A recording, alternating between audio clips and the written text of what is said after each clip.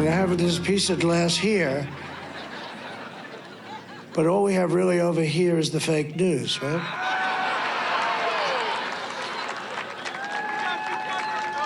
And to get me, somebody would have to shoot through the fake news, and I don't mind that so much. Hello, I'm Paul Barry. Welcome to Media Watch and to a US election special with all the Australian TV networks, 7, 9, 10, ABC, SBS and Sky, lined up to bring us rolling coverage of this week's US election cliffhanger. The survivor and the successor. This election, fundamental freedoms are at stake. There has never been an election campaign wilder than this one. By the end of that epic battle, which will play out on Wednesday our time, it may or may not be clear who will be the next US president. But Donald Trump is telling everyone that he is going to win, and most betting markets still make him favourite, although the gap is closing. The pundits and the polls, meanwhile, have Kamala Harris ahead on the popular vote, but say the race is too close to call. While on both sides, people are claiming their candidate is a shoo-in. This thing is looking as if Kamala Harris is going to lose an electoral college landslide to Donald Trump. I'm very encouraged. I'm very comfortable with my prediction, my certainty that we're going to win, because we're going to win, baby. We're just going to win this thing. And if the predictions could not be more far apart, the same is true of the American media, with each side doing its damnedest to spin the race their way. What if this time the polls are actually underestimating Kamala Harris? Every single swing state poll now, the Real Clear Politics average, Martha, begins with a 47 for her, literally. So her floor and ceiling seem dangerously close together. But as the media preach more and more to their own tribe, the American public is again tuning out, with a survey from Gallup released last month showing that more than 2/3 of Americans have not much or no trust at all in the media, which is a new low. And among Republican voters, even fewer believe what they're being told.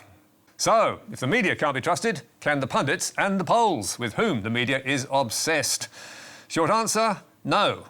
The latest averages have the candidates neck and neck in the popular vote, but Nate Silver, the man who never got it wrong until he did, is one of many suggesting there are far too many dead heat polls, concluding the pollsters are scared of getting it wrong again and are fudging their figures.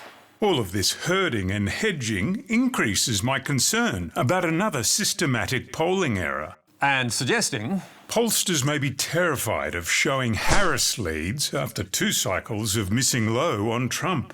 As we well know, the pollsters' record in US elections is not that flash. And there's no guarantee it'll be different this time, because predicting the result is a dark and difficult art. Last week, NBC's election guru, Professor Josh Clinton, a political data scientist from Vanderbilt University, took a poll with raw data showing Harris 6 points ahead and explained how simple and defensible decisions by pollsters can drastically change the reported margin between Harris and Trump by as much as 8 points. Yes, seriously. And why? Because pollsters need to be sure that their sample matches the real electorate in political leaning, sex, age, education and race, and crucially, in whether or not they will vote, because at least 80 million registered voters will not. And with the US in a state of turmoil, no one is sure how to make those adjustments. If you match your sample to the 2022 midterm election, you get one answer. If you match your sample to the 2016 election, you get another. And if you match it to the 2020 election, you get another still. As Matt Dowd, former chief strategist for George Bush in 2004, told MSNBC, they give a huge truckload of salt to these aggregators and to all these people that are giving odds and all of that, because their models, like it has been, like it was wrong in 2022, like it was wrong in 2016, their models are not premised on the current views of the American public as they exist today, whether they have voted before or not. Or as Sarah Longwell from the Focus Group podcast put it, it is just too hard to gauge, which is why the only thing people should do is stop thinking as much about the race and focus on the stakes. Focus on the stakes and get out and do everything you can, because the stakes are very high. And not just for America or the world. Trump has made it clear that if he wins, he will come after his enemies. And if you're a billionaire media mogul, that could be you. In 2022, Elon Musk said it was time for Trump to hang up his hat and sail into the sunset, But this year, the world's richest man jumped on the Trump train and announced he was all in, spruiking Trump at rallies. USA! USA! USA! Why? And giving Trump full-throated support on his social media platform X with tweets like this fake Kamala campaign ad with AI-generated voice. I, Kamala Harris, am your Democrat candidate for president. I'm both a woman and a person of color. So if you criticize anything I say, you're both sexist and racist. But that was just one in a flood of Musk's crazy partisan tweets, like... Kamala is cruel. Kamala wants to destroy your right to free speech under the Constitution. If Kamala wins, the Dems will import and legalise enough migrants to ensure a permanent one-party rule. In August, the non-profit Centre for Countering Digital Hate found that Musk had racked up 1.2 billion views for election tweets that were false or misleading. And recently he's been spreading Trump's message of voter fraud, leading CBS News to a similar verdict. Our CBS News confirmed team did an analysis of his profile and found that 55% of his posts contain misleading or false statements. Recently, Musk has also offered a daily $1 million prize to voters who sign a petition supporting free speech and guns and surrender their personal details, so Elon can bombard them with pro-Trump messaging, which is clever but possibly illegal. And Elon's reward for all this? A president to back him in battles against the regulators and in getting lucrative government contracts to add to the US $15 billion worth that Tesla and SpaceX already have. Meanwhile, other media moguls appear desperate to avoid being marked as enemies should Trump win. The Washington Post is in turmoil tonight after the publisher announced that the newspaper will not endorse a candidate for president. That's the first time they have not done so in 36 years of presidential elections. The Post itself reporting that the decision came from the paper's owner, Amazon founder Jeff Bezos. And the result of that? An extraordinary 250,000 subscribers, that's 10% of the total, walked out the door in protest. Bezos, who's worth $200 billion, has never previously interfered with the paper he owns. So, why has he done it this time? Bezos says endorsements create the perception of bias. But the Post's famous former editor, Marty Baron, calls the billionaire's move a betrayal and surmised... It looks to be that it was because of concern over Jeff Bezos' other commercial interests, Amazon and his space company, Blue Origin. Adding... So I worry that it sends a signal to Trump that he can further intimidate Jeff Bezos, that he can lean on other media organizations, that he can threaten them. But Trump is already doing just that, threatening the big TV networks that as president he'll push the regulator to take away their licenses, to punish ABC America for the way it moderated the Harris-Trump debate, and CBS for its 60 Minutes interview with Kamala. So CBS gets a license, and the license is based on honesty. I think they have to take their license away. I do.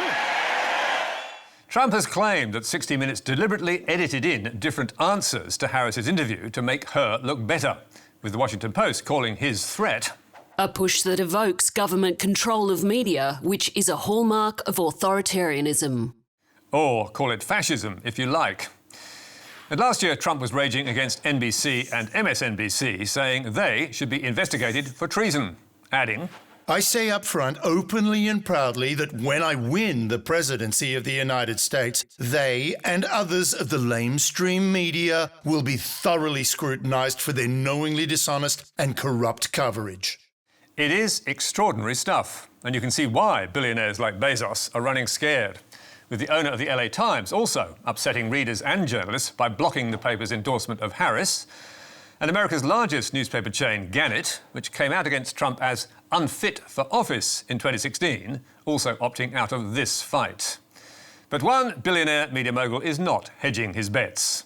The Murdoch's New York Post trumpeting Back to the Future on its front page 10 days ago, and proclaiming... The Post endorses Donald Trump. Choice is clear to put nation on right path. And that is one hell of a backflip on the tabloid's damning front page just 2 years ago. Trumpty Dumpty! Which slammed Trump as toxic to the party. And indeed on this editorial a few months earlier, highlighting Trump's actions on January 6 and saying, "As a matter of principle, as a matter of character, Trump has proven himself unworthy to be this country's chief executive again." So how can principle be so easily abandoned? Well, business is business, especially for the Murdochs. And on Fox News, which needs Trump supporters to keep the ratings up and dollars flowing, they are again lavishing love on Donald. In one of his greatest all-time moments on the campaign trail, former President Donald Trump absolutely schooled Bloomberg's editor-in-chief. This was pure genius. I loved it. Trump goes to you. Biden and Harris hide from you. Trump shows you that he loves you. Biden and Harris take you for granted. And mid-campaign, Trump was feeling so emboldened, he told Fox he'd be asking Rupert to stop running ads attacking him. Like this one from George Conway's Anti-Psychopath Political Action Committee, which the network has been showing for a fee, of course. Donald Trump has never, ever been right in the head. The late, great Hannibal Lecter. He's a wonderful man. An enormous, really an enormous. Fox has not complied with Trump's request. And as this New York Times analysis shows, the Trump campaign has been running far more attack ads than Harris, with almost all its ads to mid-September classed as negative. On the stump, Kamala Harris is also much less negative than her opponent, at least in tone, and she's lately been hitting the campaign trail with celebrity rock star events featuring Beyoncé, "We Need You," Bruce Springsteen, Kamala Harris, and Jennifer Lopez. Harris is running for the people who dream. And returning to the scene of Trump's January 6th stolen election speech in Washington, D.C. to deliver this message to a crowd of around 70,000 supporters. These United States of America, we are not a vessel for the schemes of wannabe dictators. And typically, the left-leaning MSNBC applauded every minute of it. This is a damn good speech. That is strength personified. She did a very good job delivering this speech, and I think it was probably the most important speech of her life thus far. So, how well has the US media been doing in covering the campaign? Well, not great. Last week, The Economist's senior editor Steve Cole was lamenting the media's failure to call out Trump's endless fantasies and falsehoods. I think they're exhausted with the effort, to be honest. I think there's a sense of exhaustion with the burden that Trump imposes on their norms. Or, in other words, Trump's relentless lies have steamrolled the media. My sense this time around is that people have gotten tired of that effort. It's just hard. The public isn't supportive of it, particularly because it's so polarized. And the fact that he was convicted at trial of X number of felonies, saw no damage to his ratings, I think had an insidious effect on the media, which was like, this guy is immune even to kryptonite. And in similar vein, Guardian columnist Marina Hyde protested last week that Trump's long list of sexual assault allegations has not even remotely dominated the news cycle. It is just what? Accepted, expected, priced in, boring? But more broadly, the failure of the media may have been once again to give Trump too much airtime, with even the pro-Democrat channels like CNN and MSNBC giving Trump, he is the red line, up to twice as much exposure as Harris. But of course, when Trump is pulling a new stunt or a new outrage almost every day, it is hardly surprising. Let's put her with a rifle standing there with 9 barrels shooting at her, okay? I hope you enjoyed this garbage truck. Thank you very much. And it is the allure of Trump which explains why the Australian media has dozens of reporters all over the US to cover the showdown. So, what is the likely outcome? Well, even if Harris wins, and we probably won't know the result for days, it's certain that Trump will go on the attack and say the election is stolen. And he's been winding up his supporters in anticipation of doing just that, claiming election fraud in Pennsylvania and telling a rally in the key swing state, because they've already started cheating in Lancaster, they've cheated. We caught them with 2,600 votes. But that was yet another Trump untruth. Local officials picked up suspected fraud on some voter registration forms, but there were no fraudulent ballots found, and least of all, 2,600 of them, despite Trump's claim. And of course, it's not the first time he's made such claims or that the media has given them airtime. If I lose, I'll tell you what's possible, because they cheat. That's the only way we're going to lose. They don't want voter ID because they want to cheat. They're trying to rig the vote through this crap they're doing. They cheat with ballots, and they drop ballots and fake ballots. They're trying to rig it with this. This is their new form. I didn't rig it. They did. They are professional thieves. Buckle up for more like that in the coming days, unless Trump, or perhaps Harris, romps home. And the way it's looking, despite it being too close to call, either of those results is possible. That's all from us for tonight. Don't forget Media Bites on Facebook, YouTube and Instagram. But for now, until next week, goodbye.